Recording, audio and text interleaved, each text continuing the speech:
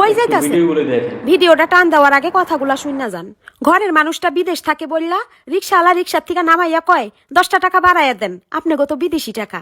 মাছ বাজারে গেলে বড় মাছটা 300 টাকা দামের মাছটা ব্যাগে বইরা দিয়া কয় 350 টাকা। আর এত দামাদামি করেন কেন? আপনি গত বিদেশি ডলার আছে, এত কিপটামি করলে হয়? মুদি দোকানে গেলে আধা কেজি ডাল চাইলে 2 কেজি বইরা দেয়, চোখে লজ্জা দেয়। বিদেশি টাকা এত হিসাব করেন কে? ডলার পাঠায় আর কিপটামি কইরা চলেন।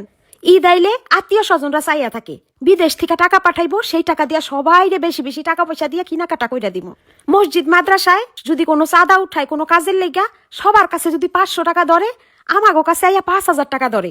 কয় বিদেশি মানুষ, বিদেশি টাকা আপনারা দিবেন না দিব কারা? এইভাবে প্রতিনিয়ত ঘাটে ঘাটে কোনো জায়গায় 2 টাকার ছাড় নাই। আরো পারলে মানুষে 10 টাকা বেশি লইয়া যায়। কিন্তু আজ পর্যন্ত কেউ একটু মায়া কইরা এই কথাটা কইল না।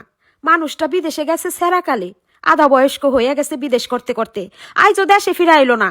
শুনো, টাকা পয়সা একটু কম কইরা বাইঙ্গো, আমাগো একটু কম দিয়া যাও, সমস্যা নাই। টাকা পয়সা জমাইয়া তাড়াতাড়ি ওই মানুষটারে দেশে আনো, আর নাইলে তুই মানুষটা দেশে আইয়া বেশি দিন বাঁচবো না। এই দেশে থাকা মানুষগুলো শুধু ওই বিদেশি মানুষটার টাকাটাই দেখলো, টাকাটারই চিনলো। কোনো সময় মানুষটার দুঃখের কথা একটাবার ভাইবা দেখলো না।